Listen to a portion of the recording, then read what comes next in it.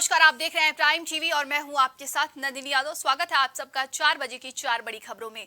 लोकसभा चुनाव 2024 के लिए सभी पार्टियां अपनी अपनी रणनीति के साथ चुनावी मैदान में उतरने के लिए तैयार हैं। तो वहीं उत्तर प्रदेश में सत्ताधारी पार्टी बीजेपी ने एक ऐसा मेगा प्लान तैयार किया है जिससे बीजेपी बसपा के वोट बैंक में सेंध लगा सकती है। दरअसल लोकसभा चुनावों से पहले बीजेपी यूपी में सभी जातियों को साधने में जुट गई है।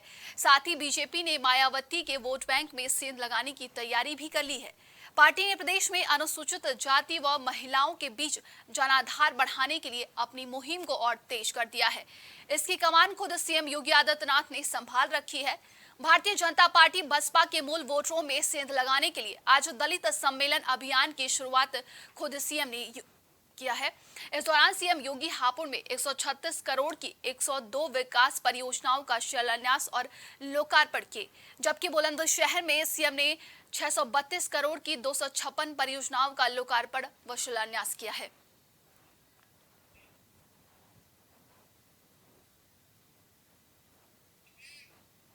ज्यादा जानकारी के साथ संवाददाता विवेक जुड़ चुके हैं। विवेक, देखिए, भारतीय जनता पार्टी अब नई रणनीति पर काम कर रही है। भीम सम्मेलन का आयोजन की शुरुआत आज से हो चुकी है। देखिए नंदन, अगर बात की जाए उत्तर प्रदेश की लोकसभा की कुल 80 सीटें जीतने का लक्ष्य भारतीय जनता पार्टी ने लेकर रखा हुआ है और जिस तरीके से लगातार वो हर जाति और वर्ग को साधने का प्रयास कर रही है, ऐसे में 80 सीटें जीतने का जो लक्ष्य है वो काफी नजदीक होते देख रही है भारतीय जनता पार्टी। अगर बात करें तो जिस तरीके से दलितों को साधने के लिए भीम सम्मेलन की शुरुआत हो रही है, दलित सम्मेलन की शुरुआत आज से हो गई है और पश्चिमी उत्तर प्रदेश से इसका शुभारंभ हुआ है। आज मुख्यमंत्री योगी आदित्यनाथ ने हापुड़ में जनता को संबोधित किया तथा कई करोड़ों रुपए की परियोजनाओं का भी शिलान्यास किया। बात की जाए जिस तरीके से दलित वर्ग काफी समय से बहुजन समाज पार्टी का कोर वोटर रहा है और हमने पिछले चुनावों में देखा है कि बहुजन समाज पार्टी के जो कोर वोटर है वो बसपा से छटके हैं। जब से उसकी सत्ता उत्तर प्रदेश से बाहर गई है, बहुजन समाज पार्टी के जो कोर वोटर है वो छटके हैं, लेकिन अभी भी जो जाटो बिरादरी है वो बहुजन समाज पार्टी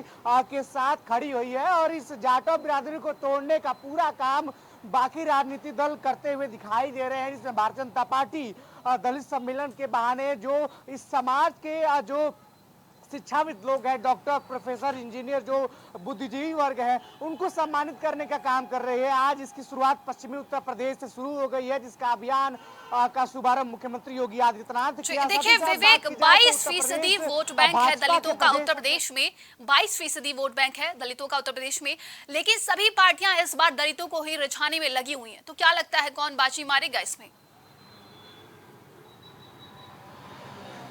देखिए, कौन बाजी मारता है, कौन पीछे रह जाता है, ये चुनाव के नतीजे पर कहना पॉसिबल हो पाएगा। लेकिन जिस तरीके से पिछले चुनाव में भारतीय जनता पार्टी को ओबीसी और दलित वोटर्स का साथ मिला है, तो कहीं ना कहीं भारतीय जनता पार्टी अभी इस स्थिति में अपने आप को मजबूत महसूस कर रही है। और जिस तरीके से भीम सम्मेलन की शुरुआत हो रही है, 6 अलग अलग संगठनात्मक क्षेत्रों में यह सम्मेलन होगा।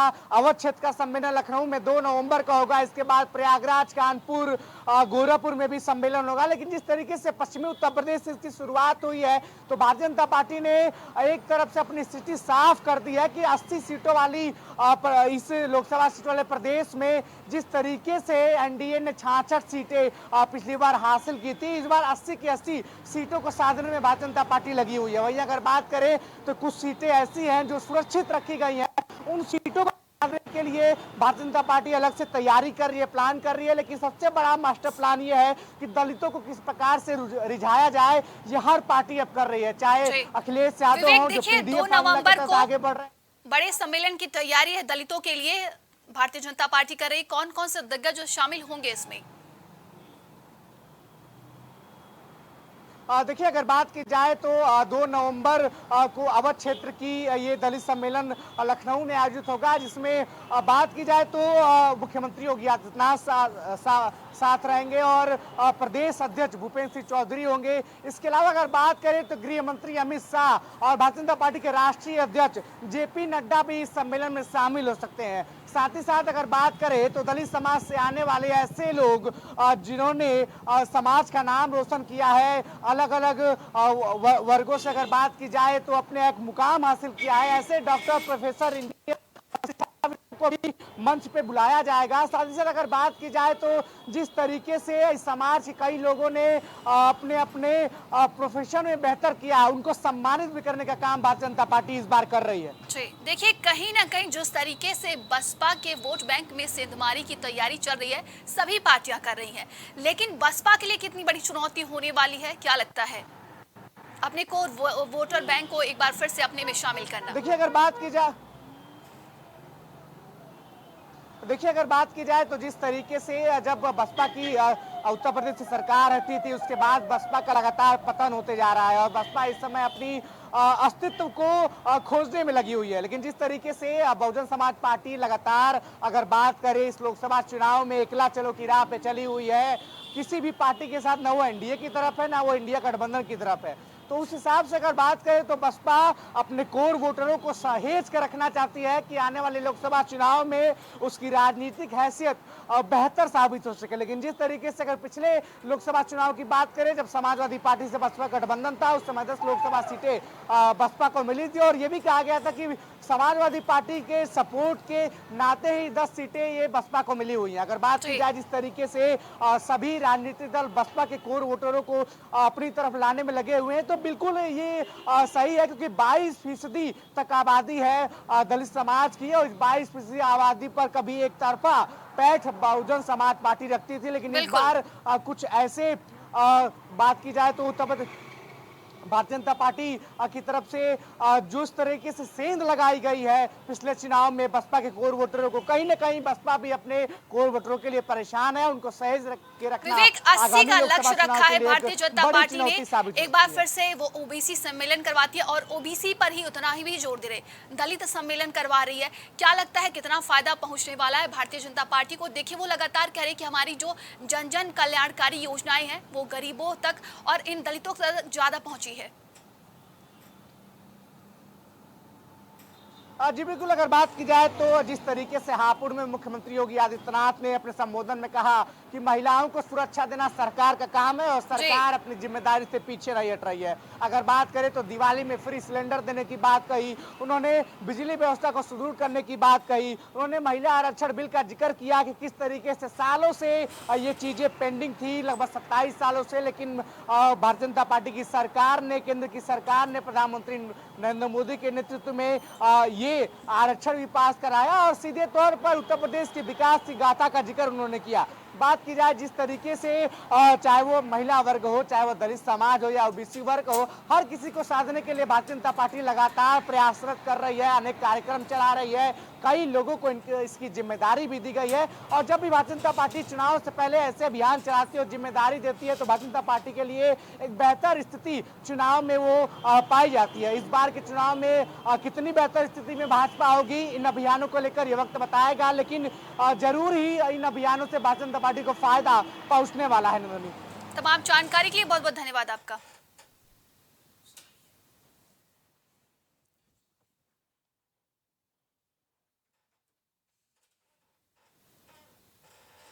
समलैंगिक विवाह और इस रिलेशनशिप के सोशल स्टेटस को मान्यता देने की मांग को लेकर सुप्रीम कोर्ट ने 18 समलैंगिक जोड़ों ने याचिका दायर की थी। सुप्रीम कोर्ट ने समलैंगिक विवाहों को मान्यता देने से इनकार कर दिया है। सुप्रीम कोर्ट ने कहा कि समलैंगिक विवाह करने का कोई मौलिक अधिकार नहीं है। समलैंगिक विवाह के मामले पर Supreme Court Chief Justice DY Chandrachud की अध्यक्षता वाली 5 जजों की बेंच ने कुल मिलाकर 4 फैसले दिए हैं। दरअसल जस्टिस हेमा कोहली को छोड़कर बाकी 4 जजों ने अपना अपना फैसला पढ़ा। सुप्रीम कोर्ट के फैसले के अनुसार समलैंगिक विवाह को कानूनी मान्यता नहीं दी गई है।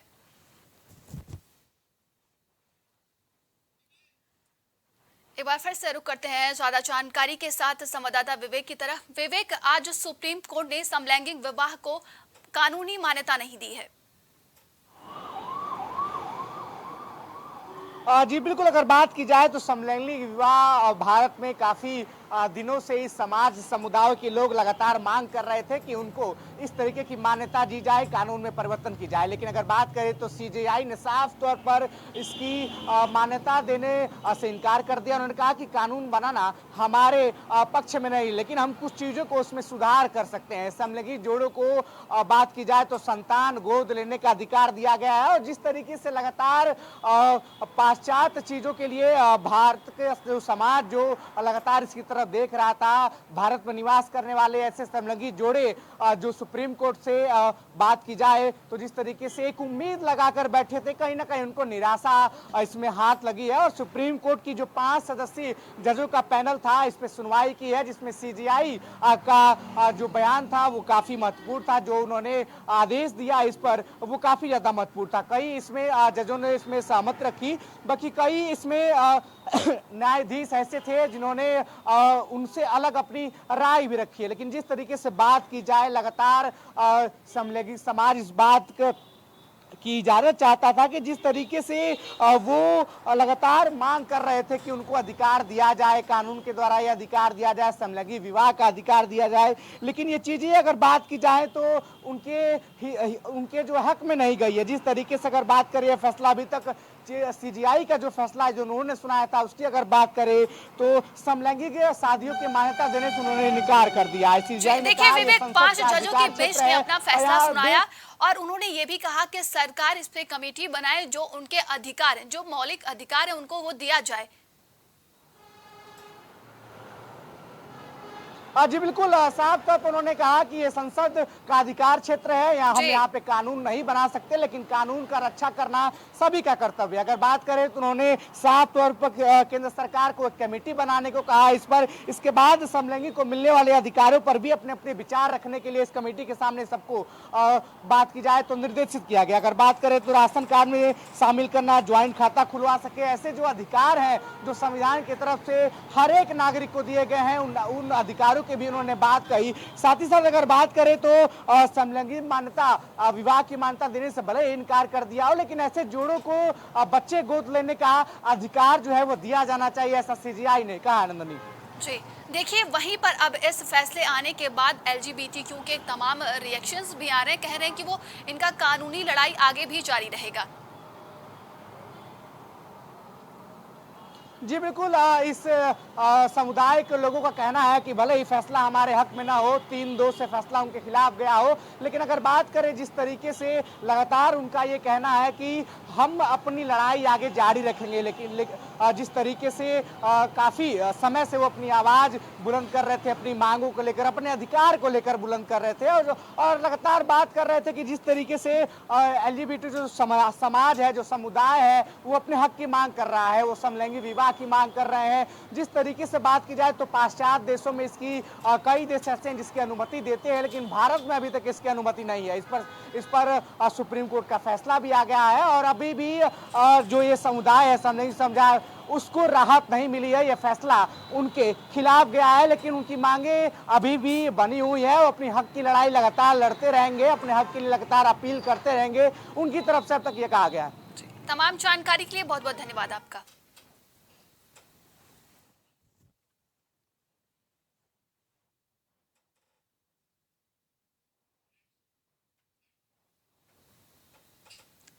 यूपी कांग्रेस के प्रदेश अध्यक्ष अजय राय पहली बार कानपुर पहुंचे, जहां वो कानपुर और बुंदेलखंड के कार्यकर्ताओं से मिलकर चुनावी तैयारियों पर चर्चा करेंगे।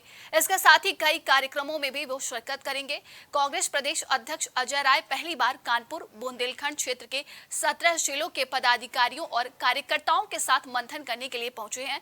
वहीं इस दौरान कई कांग्रेस नेता अपनी दमदारी भी पेश करके आगामी लोकसभा चुनाव के लिए टिकट की दावेदारी भी कर सकते हैं। तो 2024 चुनाव नजदीक आ चुका है, तमाम पार्टियां अपनी तैयारियों में लगी हुई हैं। इसी के बीच कांग्रेस भी जमीनी स्तर पर लगातार तैयारियां कर रही है 2024 चुनाव को लेकर। अब इसी बीच कहा जा रहा है कि आज कांग्रेस के प्रदेश अध्यक्ष कानपुर के दौरे पर, जहां वो कार्यकर्ताओं से मुलाकात करेंगे और तमाम तरह की रणनीति भी बनाएंगे 2024 मिशन को लेकर। ज्यादा जानकारी के साथ संवाददाता दीपक जुड़ चुके हैं। दीपक, आज कांग्रेस के प्रदेश अध्यक्ष अजय राय कानपुर पहुंच रहे हैं, क्या कुछ तैयारी कांग्रेस की तरफ से देखने को मिल रही है? हमने आपको बता दें, आज पहली बार जो है प्रदेश अध्यक्ष अजय राय बने हैं कांग्रेस के। उसके बाद जो है कानपुर उनका आज पहला आगमन था, जहां पर कार्यकर्ताओं में काफी जोश देखा गया। जैसे वो कानपुर पहुंचे, कार्यकर्ताओं ने उनका बहुत स्वागत किया। स्वागत करने के बाद अजय राय तपेश्वर मंदिर है, वहां पहुंचे, माता के मंदिर पहुंचे, जहाँ मस्तका और पूजा की और प्रार्थना की कि जो है शांति व्यवस्था बनी रहे, किसी तरीके से कोई जो युद्ध चलाई है महामारी करने उसको लेकर। और इसके बाद बुंदेलखंड और कानपुर के जो नेता थे, कार्यकर्ता थे, उनके साथ उन्होंने बैठक की और 2024 लोकसभा चुनाव को लेकर चर्चा की। हालांकि मीडिया से बात करते हुए प्रदेश अध्यक्ष अजय राय ने यह भी कहा कि लोकसभा में होने वाले चुनाव में कांग्रेस सरकार 80 की 80 सीटें जीतेगी। अब देखना यह होगा कि लोकसभा चुनाव होने के बाद कांग्रेस के खाते में कितनी सीटें जाती हैं। जी, तो किस तरीके से रणनीति बनाई गई है कानपुर में? कहा जा रहा है कि सीट शेयरिंग को लेकर तमाम जो इंडिया गठबंधन बनाई गई है उसमें कहीं ना कहीं मतभेद देखने को मिल रहा है, बवाल अंदर ही अंदर देखने को मिल रहा है। जिस तरीके से गठबंधन की अगर बात करें तो गठबंधन चल रहा है, विपक्ष का जो है गठबंधन बना हुआ है, लेकिन कहीं ना कहीं ये देखा जा रहा है कि आपसी मनमुटाव चल रहा है कि आखिरकार प्रधानमंत्री का चेहरा कौन होगा। ये बातें आपस में पार्टी में चल रही है लगातार, लेकिन अभी तक सामने निकल के नहीं आया कि विपक्ष से प्रधानमंत्री का चेहरा कौन होगा। तो कहीं ना कहीं लगातार ये बातें जो है पार्टी में हो रही है। कांग्रेस भी कार्यकर्ता कर रहे हैं, जितनी भी विपक्ष में पार्टी शामिल है वो भी लोग चर्चा कर रहे हैं कि विपक्ष का प्रधानमंत्री का चेहरा कौन होगा। अगर अजय राय की बात करें तो उन्होंने आज कार्यकर्ताओं के साथ बैठक की। हालांकि उन्होंने भी ये नहीं कहा कि प्रधानमंत्री का चेहरा कौन होगा। उन्होंने साफ तौर पर कहा कि समय आने पर प्रधानमंत्री का चेहरा खोला जाएगा कि प्रधानमंत्री कौन रहेगा। लेकिन सवाल सबसे बड़ा ये खड़ा होता है कि किस तरीके से भाजपा भी दलित सम्मेलन का आज से आगाज कर दिया, लगातार मुख्यमंत्री प्रदेश के दौरे पे दौरे कर रहे हैं, तो भाजपा भी कहीं अपनी कोर कसर छोड़ने का नाम नहीं ले रही है। अगर अन्य पार्टियों की बात की जाए तो अन्य पार्टियां भी लगातार लगी हैं कि 2024 का लोकसभा चुनाव कैसे जीता जाए और भाजपा सरकार जी कैसे दीपक, हराया जाए, देखिए जब विपक्ष से कैसे। अजय राय प्रदेश अध्यक्ष बने हैं तमाम तरह की वो तैयारियां भी बना रहे हैं और लगातार सक्रिय नजर भी आ रहे हैं। कांग्रेस कहीं ना कहीं जमीनी स्तर पर अपने आप को मजबूत करने के लिए लगातार वो दौरे पर दौरे कर रहे हैं। तो आज कानपुर में कांग्रेस कार्यकर्ताओं की तरफ से क्या कुछ बयान दिया गया है?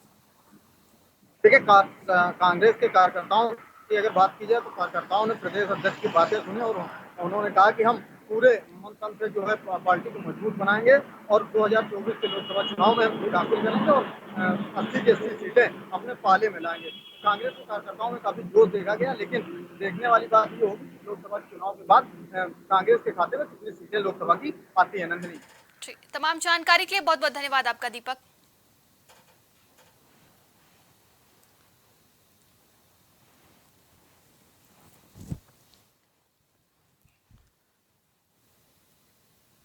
लखनऊ में नगर निगम की बड़ी लापरवाही देखने को मिली है। लाखों रुपए की लागत से बनी भूमिगत पार्किंग खस्ताहाल में नजर आ रही है।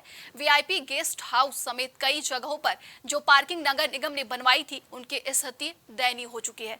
भूमिगत पार्किंग पर लगी मशीन टूटकर खराब हो चुकी है। कूड़ा सुरक्षित रखने वाली मशीन खुद कूड़ा बन गई है। इस पूरे मामले में नगर निगम के अधिकारियों ने चुप्पी साध रखी है। तो नगर निगम की बड़ी लापरवाही देखने को मिली है। लखनऊ में बताया जा रहा है कि कूड़ा मशीन खुद कूड़ा बन गई है। वीवीआईपी जो पार्क बनाए गए थे उनमें गंदगी भरी हुई है और जो मशीनें लगाई गई थी वो खस्ताहाल नजर आ रही हैं।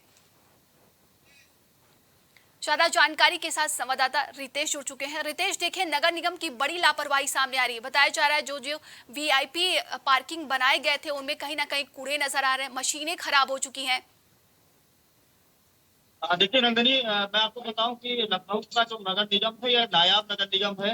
अगर यहाँ की सड़कों को आप देखेंगे तो जो ये वादा करते हैं और जो ये कहते हैं कि लखनऊ की सड़कें साफ है और आधुनिक मशीनों से साफ सफाई की जा रही है, तो लखनऊ की सड़कों पर आप साफ तरीके से देख सकते हैं कि किस तरीके से गंदगी का अंबार लगा हुआ है। ऐसे में लखनऊ की भूमिगत पार्किंग पर भी एक सवाल उठता है कि भूमिगत पार्किंग में सीसीटीवी की समस्या सबसे बड़ी, बैटरी चोरी की समस्या सबसे बड़ी होती है और अब कूड़ा भी जमा होने लगा। तो ऐसे में कहीं ना कहीं लखनऊ नगर निगम सक्रिय हो रही है। लखनऊ के जो नगर आयुक्त है इंद्रजीत सिंह, वो लगातार कार्य करने की कोशिश कर रहे हैं। हालांकि ट्रिपल इंजन की सरकार भी बनी है, लेकिन अब देखने वाली बात यह है कि किस तरीके से भूमिगत पार्किंगों का हाल खस्ता हाल हो चुका है। ऐसे में इसकी सुधि लेने वाला कोई नहीं है। लखनऊ के 8 नगर निगम जोन है, इन दोनों की अगर बात की जाए तो अभी तक कोई ठेकेदार नहीं मिला है कूड़ा निस्तारण के लिए। ऐसे में सिवरी प्लांट तक कौन कूड़ा पहुंचा रहा है, इसकी भी व्यवस्था अभी तक लखनऊ नगर निगम ठीक रूप से नहीं कर पाया है। छोटे छोटे पेटी कॉन्ट्रैक्टर को यहाँ पर काम किया गया है। पहले जो इको ग्रीन कंपनी थी, चीनी कंपनी, उसको हटा दिया गया है। उसके बाद में जो उनके पेटी कॉन्ट्रैक्टर थे, उनको कूड़ा निस्तारण का काम किया जाए। ऐसे में पूरे लखनऊ में जो कूड़ा व्यवस्था है, कूड़ा निस्तारण की, वो पूरी तरीके से फेलियर साबित हो रहा है। अब इसकी सूझ कौन लेगा? या तो इस पर उत्तर प्रदेश के मुख्यमंत्री योगी आदित्यनाथ को स्वयं संज्ञान लेना चाहिए। जी देखिए रितेश, वीवीआईपी गेस्ट हाउस समेत कई जगह हैं जहां पर वही खस्ताहाली ही नजर आ रही है। इसको लेकर क्या कुछ आगे की कार्यवाही की जाएगी क्या? देखिए, सबसे बड़ी बात यह है कि वीवीआईपी गेस्ट हाउस हो या लखनऊ का कोई भी, अगर लखनऊ के चंदन नगर की बात करें, आनंदबाग में है, वहाँ का जो भूमिगत पार्किंग है वो धूल फाड़ रहा है। अमीनाबाद की बात की जाए तो वो भी धूल फाड़ रहा है। तो ऐसे में जो व्यवस्थाएं हैं, वो व्यवस्थाएं कहीं ना कहीं ऐसे हाथों में है जो लचर हाथ है, जो वहाँ पर व्यवस्था ठीक रूप से नहीं कर पा रहे हैं। सबसे बड़ी यातायात की समस्या होती है भूमिगत पार्किंग में, सुचारू रूप से उसका संचालन नहीं किया जा रहा है तो गाड़ियों की लंबी लाइन लग जाती है। बैटरी चोरी की लगातार समस्या आ रही थी। अब वो वीवीआईपी गेस्ट हाउस के पास का भूमिगत पार्किंग हो या लखनऊ का किसी इलाके का, हालांकि जो अधिकारियों की कमियां हैं, जो खामियां हैं, वो लगातार प्राइम टीवी के माध्यम से दिखाई जा रही है और दिखाते रहेंगे, क्योंकि जो ये समस्याएं हैं वो ये जनता की समस्याएं हैं। ऐसे में लखनऊ नगर निगम का ये जवाब देही बनता है या फिर वो किस तरीके से अभी भूमिगत पार्किंग के ऊपर कार्रवाई करते हैं। जी देखिए, अगर नगर निगम की बात करें तो बड़ी लापरवाही सामने जो आ ही रही है। सीएम योगी आदित्यनाथ ने गड्ढा मुक्त सड़क करने के लिए कहा था दिवाली से पहले, नवरात्र से पहले, तो अभी स्थिति कैसी देखने को मिल रही है? देखिए, गड्ढा मुक्ति अभियान के लिए उत्तर प्रदेश के मुख्यमंत्री योगी आदित्यनाथ ने साफ तौर पर यह कह दिया था कि दीपावली के पहले जितनी भी रोडें होंगी, जितनी भी सड़कें हैं, गड्ढा मुक्त की जाएंगी उन्हें, यानी वहां के पैचेस को भरा जाएगा, जिसके लिए लोक निर्माण विभाग ने सबसे पहले कमर कसी और जितने भी लोक निर्माण विभाग के क्षेत्र में जो उनके दायरे में रोड सड़कें आती थी, उन पर गड्ढे मुक्ति का अभियान चलाया गया। हालांकि अगर नगर निगम की बात की जाए तो अभी उनकी फाइलें बन रही है और फाइलों में लखनऊ की सड़कें अभी बंद हैं। तो ऐसे में फाइलें कब खुलेंगी, कब दीपावली आएगा और कब काम होगा, ये पूरी तरीके से मुख्यमंत्री योगी आदित्यनाथ के आदेशों की अवहेलना नगर निगम लखनऊ कर रहा है, ये साफ जाहिर है। तो ऐसे में अभी लखनऊ की सड़कों पर अगर देखा जाए तो बहुत सारी ऐसी सड़कें हैं जहां पर अभी फाइल बनने और फाइल के बाद जब टेंडरिंग होगी उसके बाद कहीं जा करके कार्य हो पाएगी। तमाम जानकारी के लिए बहुत बहुत धन्यवाद आपका।